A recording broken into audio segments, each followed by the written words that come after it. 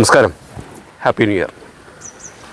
ഇന്ന് ഞാൻ വന്നിട്ടുള്ളത് വളരെ ഇമ്പോർട്ടൻ്റ് ആയിട്ടുള്ള ടിപ്സാണ്. ഇന്ന് രാത്രിയും നാളെ രാവിലെയും നിങ്ങൾക്ക് ചെയ്യാൻ പറ്റിയിട്ടുള്ള ഒരു പ്രധാനമായിട്ടുള്ള കാര്യമാണ്. കാരണം പുതിയ വർഷത്തിൻ്റെ തുടക്കമാണ്. അപ്പോൾ നമുക്ക് ചെയ്യാൻ പറ്റുന്നൊരു കാര്യത്തെക്കുറിച്ച് പറയുവാനാണ് ഞാൻ ഇന്ന് വന്നിട്ടുള്ളത്. വിഷയത്തിലോട്ട് കടക്കാം. ഞാൻ ഡോക്ടർ ഷാജി കെ നായർ, സൂര്യദേവമഠ കുബേരാശ്രമ മഠാധിപതിയും തേജസ് ഫെങ് ഷി ഡയറക്ടറുമാണ്. വാസ്തു സംബന്ധമായിട്ടോ ജ്യോതിഷ സംബന്ധമായിട്ടോ നിങ്ങൾക്ക് എന്തെങ്കിലും അറിയണമെന്നുണ്ടെങ്കിൽ നിങ്ങളുടെ വീട്ടിൽ താമസിക്കുന്ന എല്ലാവരുടെ പേര്, ഡേറ്റ് ഓഫ് ബർത്ത്, വീടിൻ്റെ ഡയറക്ഷൻ, അഡ്രസ്സൊക്കെ എനിക്ക് വാട്സാപ്പ് ചെയ്യൂ. കേരളത്തിനകത്തും പുറത്തും വിദേശ രാജ്യങ്ങളിലൊക്കെ സഞ്ചരിക്കുന്ന ഒരു വ്യക്തിയാണ് ഞാൻ. നിങ്ങളുടെ വീട് വന്ന് നോക്കി വീടിൻ്റെ പ്രശ്നപരിഹാരം ചെയ്തു തരാം. എപ്പോഴും നമ്മൾ വാസ്തു വളരെ ഇമ്പോർട്ടൻ്റ് ആണ്. ഞാൻ എപ്പോഴും പറയാറുള്ള കാര്യം ഓർമ്മിപ്പിക്കുന്നേ ഉള്ളൂ. നമ്മുടെ വീടിൻ്റെ എനർജി ലെവൽ നമുക്ക് കറക്റ്റായാൽ നമ്മൾ ഇറങ്ങുന്ന കാര്യങ്ങളെല്ലാം സക്സസ് ആവും. അതുകൊണ്ട് വീടെപ്പോഴും ഒരു ക്ഷേത്രമാക്കി മാറ്റുക, അല്ലെങ്കിൽ ഒരു ആരാധനാലയമാക്കി മാറ്റുക. ക്ഷേത്രത്തിലോ വിഗ്രഹം കൊണ്ട് വീട്ടിൽ പ്രതിഷ്ഠിക്കണമെന്നല്ല പറഞ്ഞേ, ഒരു ക്ഷേത്രത്തിലോ ഒരു ആരാധനാലയത്തിലോ പോകുമ്പോൾ നമുക്കുണ്ടാകുന്നൊരു പോസിറ്റീവ് എനർജി വീട്ടിൽ കയറുമ്പോൾ ഉണ്ടാവണം. വീട്ടിലെപ്പോഴും മനസ്സമാധാനവും സന്തോഷവും ഉണ്ടാവണം. എന്നാലേ നമ്മൾ ഇറങ്ങുന്ന കാര്യങ്ങളെല്ലാം സക്സസ് ആവുള്ളൂ. അപ്പോൾ അതിനു വേണ്ടിയാണ് നമ്മൾ ഫെങ് ഷുയി മെയിനായിട്ട് ഉപയോഗിക്കുന്നത്. വീടിനടിച്ച് നിർത്തുകയോ കേടുപാടുകളോ വരുത്താതെയാണ് നമ്മളത് കറക്റ്റ് ചെയ്ത് കൊണ്ടുപോകുന്നത്. ഓക്കെ, നിങ്ങളുടെ നാളെയും മറ്റന്നാളും നോക്കിയതിന് ശേഷം ഞാൻ ടിപ്സിലോട്ട് കിടക്കാം. ഓക്കെ, നാളെ 2025 ജനുവരി മാസം 1-ാം തീയതി, കൊല്ലവർഷം 1200 ആണ്ട്, ധനുമാസം 17-ാം തീയതി ബുധനാഴ്ചയാണ്. ബുധനാഴ്ചത്തെ സൂര്യോദയം രാവിലെ 6:39 സൂര്യോദയം, വൈകുന്നേരം 6:11 സൂര്യാസ്തമയമാണ്. രാഹുലം 12:23 1:49 മധ്യയാണ്. അഭിജിത്ത് മുഹൂർത്തം 12:01 12:23 മധ്യയാണ്. മുഹൂർത്തം 12:27 12:48 മധ്യയാണ്. യമകണ്ഠ സമയം 8:05 9:31 മധ്യയാണ്. ഗുളികൻ ഉദയം 10:57 12:23 മധ്യയാണ്. ദിവസത്തെക്കുറിച്ചൊന്ന് വിശദമായിട്ട് നോക്കാം. ഉത്രാടം നക്ഷത്രമാണ്. എല്ലാ ശുഭകർമ്മങ്ങൾക്കും നല്ലതല്ലാത്തൊരു ദിവസം കൂടിയാണ് എന്ന് പറയുന്നത്. വാസ്തുകർമ്മങ്ങൾക്കും ഗൃഹപ്രവേശത്തിനൊക്കെ കൊള്ളാം, മറ്റുള്ള കാര്യങ്ങളൊക്കെ കൊള്ളാം. വിവാഹവുമായിട്ട് ബന്ധപ്പെട്ട കാര്യങ്ങൾക്കൊക്കെ ഒന്ന് ശ്രദ്ധിച്ച് ചെയ്യുന്നത് നല്ലതായിരിക്കും. എന്തെങ്കിലും സർക്കാർ കാര്യങ്ങൾ ആരംഭിക്കുവാനും ഒക്കെ നല്ലൊരു ദിവസമാണ്. കഴിയുമെങ്കിൽ നമുക്ക് വാഹനങ്ങൾ വാങ്ങുവാനും വിൽക്കുവാനൊന്നും നാളത്തെ ദിവസം തിരഞ്ഞെടുക്കാതിരിക്കുന്നത് അത്യുത്തമമായിരിക്കും. വസ്തുക്കൾ വാങ്ങുന്നതിനൊക്കെ ഒന്ന് ശ്രദ്ധിച്ച് കാര്യങ്ങൾ ചെയ്ത് കൊണ്ടുപോവുക. പിന്നെ വിദ്യാഭ്യാസം, മരുന്ന് നിർമ്മാണം, ഇങ്ങനെയുള്ള കാര്യങ്ങൾ. ബുധനെന്ന് പറയുമ്പോൾ നമുക്ക് എന്തെങ്കിലും കാര്യങ്ങൾ തുടങ്ങുവാൻ പറ്റിയിട്ടുള്ള ഒരു ദിവസമാണ്. നമുക്ക് പുതിയൊരു ജോലിയിലേക്കൊക്കെ പ്രവേശിക്കുന്നെങ്കിൽ അത്യുത്തമമായിട്ടുള്ളൊരു ദിവസമാണ് ബുധനാഴ്ചത്തെ ദിവസം. അതേപോലെ തന്നെ പുതിയ എന്തെങ്കിലും നമുക്ക് പഠിക്കുവാൻ ആരംഭിക്കുവാനൊക്കെ പറ്റിയിട്ടുള്ളൊരു ദിവസമാണ് ബുധനാഴ്ചത്തെ ദിവസം. നമുക്ക് എന്തെങ്കിലും നമ്മൾ ചെയ്യണം എന്നുണ്ടെങ്കിൽ നിങ്ങൾ പറ്റുമെങ്കിൽ തൊട്ടടുത്തുള്ള ശ്രീകൃഷ്ണസ്വാമി ക്ഷേത്ര ദർശനം നടത്തിയിട്ട് നമുക്കത് ചെയ്യുന്നത് അത്യുത്തമമായിരിക്കും. നമുക്ക് മൃത്യുദോഷം എന്തെങ്കിലും ഉണ്ടോ നോക്കാം. പിണ്ടനൂർ ദോഷം, വസുപഞ്ച ദോഷം, കരിനാൾ ദോഷം, ബലിനക്ഷ ദോഷം, അകന്നാൾ ദോഷം എന്നിവയിൽ പിണ്ടനൂർ ദോഷം, അകന്നാൾ ദോഷമുണ്ട്. അപ്പോൾ ഈ രണ്ട് ദോഷങ്ങൾ നമ്മളൊന്ന് ശ്രദ്ധിച്ച് കൈകാര്യം ചെയ്ത് കൊണ്ടുപോകുന്നത് നല്ലതായിരിക്കും. നമുക്ക് അടുത്ത ദിവസത്തെക്കുറിച്ച് നിങ്ങൾ നോക്കാം. അതിനു മുന്നേ ഞാൻ നേരത്തെ പറഞ്ഞ ടിപ്സിലോട്ടൊന്ന് കടക്കുകയാണ്.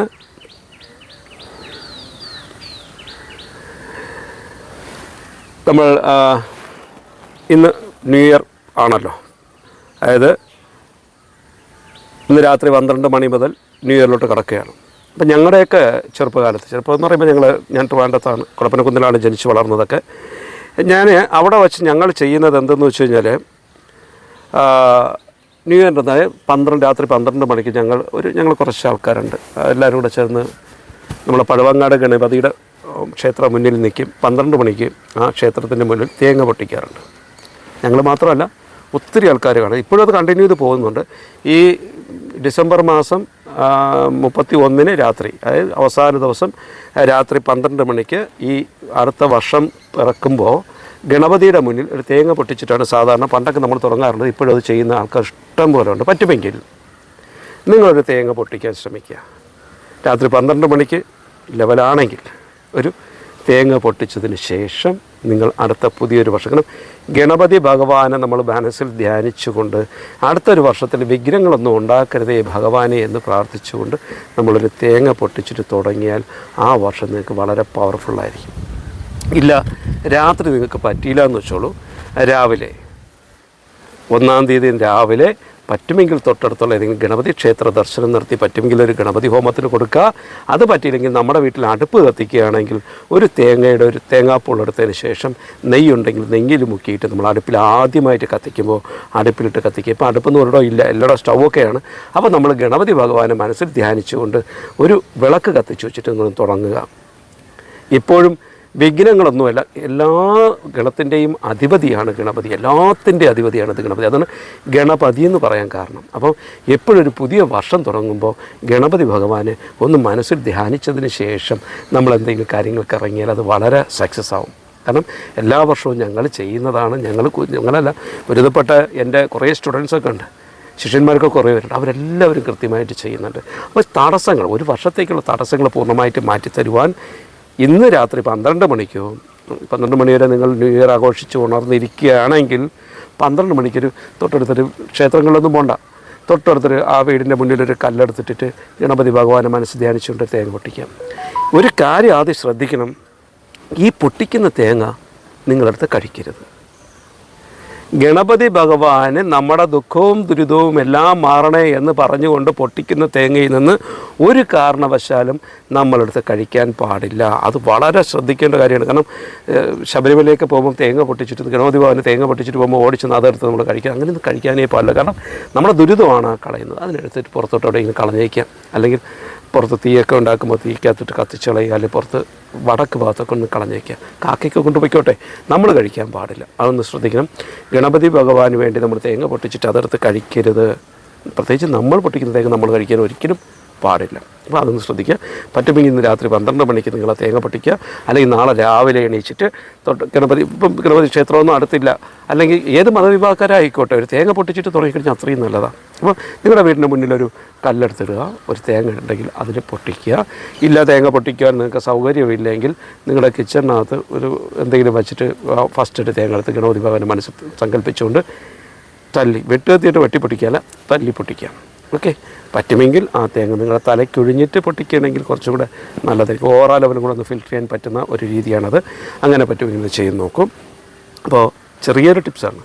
ഇന്ന് രാത്രി 12 മണിക്ക് ചെയ്ത് കഴിഞ്ഞാലും ഗുണമാണ്, നാളെ വെളുപ്പാങ്കാലത്ത് ചെയ്ത് കഴിഞ്ഞാലും ഗുണമാണ്. 2 നേരം ചെയ്ത് കഴിഞ്ഞാലും അത്യുത്തമമായിരിക്കും. ഓക്കെ, നിങ്ങളത് ചെയ്ത് നോക്കും. നമുക്ക് അടുത്ത ദിവസത്തെക്കുറിച്ച് നോക്കാം. 2025 ജനുവരി മാസം 2-ാം തീയതി, കൊല്ലവർഷം 1200-ാം ആണ്ട്, ധനുമാസം 18-ാം തീയതി വ്യാഴാഴ്ചയാണ്. വ്യാഴാഴ്ചത്തെ സൂര്യോദയം 6:40 സൂര്യോദയം, വൈകുന്നേരം 6:11 സൂര്യാസ്തമയമാണ്.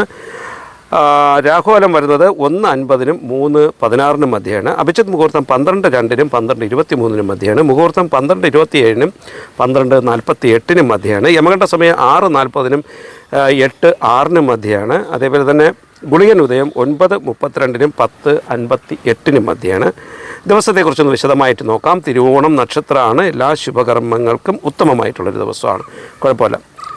ഗ്രഹനിർമ്മാണത്തിനും ഗ്രഹസംബന്ധമായിട്ടുള്ള എല്ലാ കാര്യങ്ങളും, വിവാഹവും അതുമായിട്ട് ബന്ധപ്പെട്ട എല്ലാ കാര്യങ്ങളും, ശില്പകർമ്മങ്ങൾക്ക്, സർക്കാർ കാര്യങ്ങൾ ആരംഭിക്കുവാനും പ്രതിഷ്ഠയ്ക്കും ഗൃഹനിർമ്മാണത്തിനും ഉപനയനത്തിനും ശാന്തികർമ്മത്തിനും എല്ലാ ശുഭകർമ്മങ്ങൾക്കും കൊള്ളാവുന്നുള്ള ഒരു ദിവസമാണ് 2-ാം തീയതി വ്യാഴാഴ്ചത്തെ ദിവസം.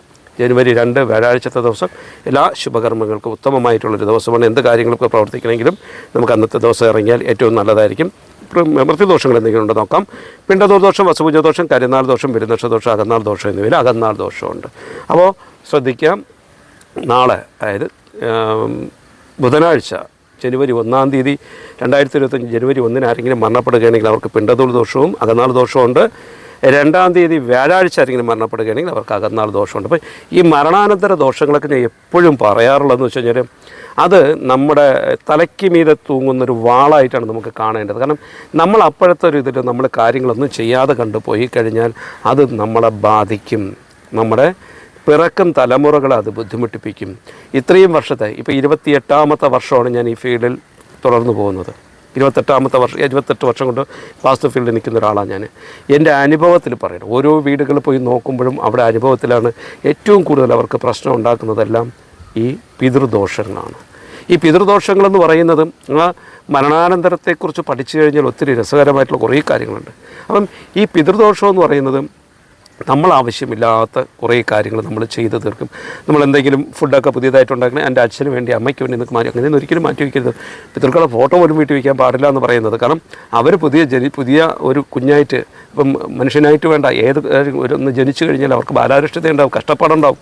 അപ്പോൾ അതുകൊണ്ടാണ് അങ്ങനെയൊന്നും വയ്ക്കരുതെന്ന് പറയാൻ മെയിൻ കാരണം. അപ്പോൾ ചെയ്യേണ്ടത്, അപ്പം പലരും തർക്കിക്കും, പിതൃക്കളുടെ ഫോട്ടോ വെച്ചില്ലെങ്കിൽ പിന്നെ അച്ഛനും എങ്ങനെ ഓർക്കുന്നു. അച്ഛനും അമ്മയെന്നും അച്ഛനും അമ്മയെന്ന് പറയുമ്പോൾ അവരുടെ രൂപം മനസ്സിൽ വരണം, അതാണ് ചെയ്യേണ്ടത്. അങ്ങനെയാണ് നമ്മൾ ആ രീതിയിൽ കൊണ്ടുപോകേണ്ടത്. അപ്പം മൃത്യുദോഷങ്ങൾ കൃത്യമായിട്ട് ചെയ്ത് കൊണ്ടുപോകണം. അതിന് പരിഹാരങ്ങൾ തുടക്കത്തിൽ ചെയ്തു കഴിഞ്ഞാൽ വളരെ ഈസിയായിട്ട് ചെയ്യാൻ പറ്റും. അവസാനമൊക്കെ പോയി ചെയ്തു കഴിഞ്ഞാൽ അത് ഒത്തിരി സാമ്പത്തിക ബുദ്ധിമുട്ടുകളുണ്ടാക്കും. കാരണം കുട്ടികളെയാണ് അത് കൂടുതൽ ബാധിക്കുന്നത്. ഇപ്പം നമുക്ക് എന്തെങ്കിലും സംഭവിച്ചു കഴിഞ്ഞാൽ നമ്മൾ സഹിക്കും, നമ്മുടെ കുട്ടികൾക്ക് സംഭവിച്ചാലോ നമുക്ക് സഹിക്കാൻ ബുദ്ധിമുട്ടായിരിക്കും. അപ്പം എപ്പോഴും മൃത്യുദോഷങ്ങൾ എപ്പോഴും പിറക്കും തലമുറകൾ അത് ബാധിക്കും. 3 തലമുറ വരെ അത് ബാധിക്കാൻ ചാൻസ് ഉണ്ട്. ഏറ്റവും കൂടുതൽ നമ്മൾ ശ്രദ്ധിക്കേണ്ടത് കുഞ്ഞുങ്ങൾ അബോർഷനായി പോകുന്നതാണ്. അതൊക്കെ നമ്മൾ അറിയത്തില്ല. അറിയാതെ സംഭവിക്കുന്നത് പോലും നമ്മുടെ കുട്ടികൾക്കുണ്ടാകുന്ന തടസ്സങ്ങൾ. വിദ്യാഭ്യാസം നല്ല രീതിയിൽ പഠിച്ചുകൊണ്ടിരിക്കുന്ന ഒരു കുട്ടി പെട്ടെന്ന് വിദ്യാഭ്യാസത്തിന് പ്രശ്നം ഉണ്ടാക്കും. അല്ലെങ്കിൽ നല്ല ആക്റ്റീവായിട്ട് നിൽക്കുന്ന ഒരു കുട്ടിക്ക് പെട്ടെന്നൊരു മന്ദതയും അലസതയും കാര്യങ്ങളൊക്കെ ഉണ്ടാവും. എല്ലാത്തിനും ദേഷ്യം ഉണ്ടാവും, തടസ്സം ഉണ്ടാവും, ഒരു ഹൈപ്പർ ആക്ടിവിറ്റിയൊക്കെ അവർ കാണിക്കും. അങ്ങനെയൊക്കെയുള്ളത് മൃത്യുദോഷത്തിൽ പെടുന്ന കാര്യങ്ങളാണ്. അപ്പോൾ ഇതൊക്കെ ഒന്ന് വളരെ ശ്രദ്ധിച്ച് ചെയ്ത് കൊണ്ടുപോയി കഴിഞ്ഞാൽ ഏറ്റവും നല്ലതായിരിക്കും. ഏതായിരുന്നാലും വരുന്ന ശനിയാഴ്ച സൂര്യദേവ മഠത്തിൽ എല്ലാവരും എത്തുക. കുബേര പൂജയുണ്ട്. രണ്ടാമത്തെ ശനിയാഴ്ച 11-ാം തീയതി സൂര്യദേവ മഠത്തിൽ അതിവിശേഷ കുബേര പൂജ നടത്തുന്നത്. 13-ാം തീയതി ഞാൻ UAE വരുന്നുണ്ട്. 13-ാം തീയതി മുതൽ ഏകദേശം ഒരു 10 ദിവസം വരെ ഞാൻ UAE നിങ്ങൾ ദുബായിലോ അങ്ങനെയുള്ള സ്ഥലങ്ങളിലാണെങ്കിൽ നിങ്ങളുടെ വീട്ടിൽ താമസിക്കുന്ന എല്ലാവരുടെ പേരും ഡേറ്റ് ഓഫ് ബർത്തൊക്കെ എനിക്ക് വാട്സപ്പ് ചെയ്യുക. നിങ്ങളുടെ ഫ്ലാറ്റോ സ്ഥാപനമോ ഒന്ന് നോക്കാം. എൻ്റെ ബോട്ടി നമ്പർ ഞാനകത്ത് കൊടുത്തേക്കാം. അതിലോട്ട് വിളിച്ചാലും മതി. വാട്സപ്പ് ചെയ്യുന്നതായിരിക്കും അത്യുത്തമം. കാരണം ഞാനടുത്ത മറുപടി ഞാൻ കൃത്യമായിട്ട് തരാം. എപ്പോഴാണ് UAE വന്നിട്ട് നിങ്ങളെ കാണാൻ പറ്റുക എന്നുള്ള, എവിടെ വെച്ച് കാണാൻ പറ്റില്ല, നിങ്ങളുടെ ഫ്ലാറ്റിൽ എപ്പോഴും ഞാൻ വരും എന്നുള്ള കാര്യമൊക്കെ നിശ്ചയിച്ചറിയിക്കാം. പ്രത്യേകം ശ്രദ്ധിക്കാം. ഞാൻ 13-ാം തീയതി തിങ്കളാഴ്ച ഞാൻ UAE വരുന്നുണ്ട്. അതുമുതൽ ഏകദേശം ഒരു 10ഓളം ദിവസം ഞാൻ അവിടെ ഉണ്ടാവും. അപ്പോൾ അത് കഴിഞ്ഞാൽ ഇവിടെ വന്ന ഉടനെ ഞങ്ങൾക്ക് ഫെബ്രുവരി 2-ാം തീയതി ഞങ്ങൾക്ക് ഇവിടെ വിഷ്ണുമായ സ്വാമിയുടെ പ്രതിഷ്ഠയാണുള്ളത്. അപ്പോൾ അതുമായിട്ട് ബന്ധപ്പെട്ട് ഒത്തിരി തിരക്കാണ്. അപ്പം ഈ കുറേ കാലം കൊണ്ട് ഇപ്പം വിസയൊക്കെ ഓക്കെ ആയിട്ടുണ്ട്, ടിക്കറ്റെല്ലാം ഓക്കെ ആയിട്ടുണ്ട്. അപ്പം 13-ാം തീയതിയാണ് ഞാൻ വരാൻ ഉദ്ദേശിക്കുന്നത്. 13-ാം തീയതി അവിടെ എത്തും. UAE നിങ്ങൾക്ക് നിങ്ങളുടെ പേര്, ഡേറ്റ് ഓഫ് ബർത്ത് അതെല്ലാം നിങ്ങളൊന്ന് വാട്സപ്പ് ചെയ്യൂ. ഏതായിരുന്നാലും ഇതിനെന്ത് സംശയം ഉണ്ടെങ്കിൽ എന്നെ ഒന്ന് വിളിച്ചോളൂ. പിന്നെ ആര് വിളിച്ചാലും ഞാൻ ഫോൺ എടുക്കും. അങ്ങനെ ഫോണൊന്നും ഇതുവരെ ആര് വിളിച്ചിട്ട് എടുക്കാറില്ല. പിന്നെ ഏതെങ്കിലും ഒരു വീട് കൺസൾട്ട് ചെയ്തുകൊണ്ടിരിക്കുന്ന സമയത്താണെങ്കിൽ, അല്ലെങ്കിൽ എനിക്കൊരു പ്രശ്നം നോക്കിക്കൊണ്ടിരിക്കുന്ന സമയത്താണെങ്കിൽ ഫോൺ ഞാൻ എടുക്കാറില്ല. കുറച്ച് കഴിഞ്ഞിട്ട് ആളെ ഞാൻ തിരിച്ച് വിളിക്കാറുണ്ട്. കാരണം ഒത്തിരി കമൻറ്റൊക്കെ അതിനകത്ത് വന്നിട്ടുണ്ട്. ഞാൻ എപ്പോഴും വിളിച്ചാലും ഫോൺ എടുക്കില്ല. എനിക്ക് ഒരു അസിസ്റ്റൻറ്റ് കാര്യങ്ങളൊന്നുമില്ല. എൻ്റെ ഫോൺ വരുന്നത് ഞാൻ ഡയറക്റ്റാണ് എടുക്കുന്നത്. അതെല്ലാവരും ഒന്ന് ഓർത്തോളുക. എനിക്ക് വേറെ ആരെയും കൊടുത്ത് എനിക്ക് ഫോൺ എടുക്കേണ്ട കാര്യമില്ല. ഞാൻ ഡയറക്റ്റ് എടുത്തോളൂ. ഞാൻ തന്നെ കാര്യങ്ങൾ സംസാരിക്കുന്നത്. ഓക്കെ. അതുകൊണ്ട് ഇത്രയും കാലം കൊണ്ടും 27 വർഷം കൊണ്ടും അങ്ങനെ ആയിരുന്നു. ഇനിയും അങ്ങനെ തന്നെ ആയിരിക്കും. കാരണം നിങ്ങളുടെ പ്രശ്നങ്ങൾ നിങ്ങൾ പറയുമ്പോൾ നിങ്ങളുടെ ശബ്ദത്തിലുണ്ടാകുന്ന വൈബ്രേഷൻ അനുസരിച്ചിട്ടാണ് നിങ്ങളുടെ പ്രോബ്ലംസ് എന്താണെന്ന് തിരിച്ചറിയുന്നത്. കാരണം മഹന്ത് എന്നുള്ള ദീക്ഷ ഇന്ത്യയിൽ കിട്ടിയ 2 പേരിൽ ഒരാളാണ് ഞാൻ. സൂര്യവംശി അഖാഡയുടെ മെഹന്ത് ദീക്ഷ കിട്ടിയ 2 പേരിൽ ഒരാളാണ് ഞാൻ. അതുകൊണ്ടാണ് പറയാനുള്ളത്. ഞങ്ങൾക്ക് അതിൻ്റേതായ രീതിയിലുള്ള കുറേ കാര്യങ്ങളൊക്കെ ചെയ്തു തീർക്കാനുണ്ട്. അതനുസരിച്ചാണ് നമ്മൾ കൊണ്ടുപോകുന്നത്. ഏതായിരുന്നാലും അടുത്തൊരു എപ്പിസോഡുമായിട്ട് കാണുന്നതുവരേക്കും നന്ദി, നമസ്കാരം.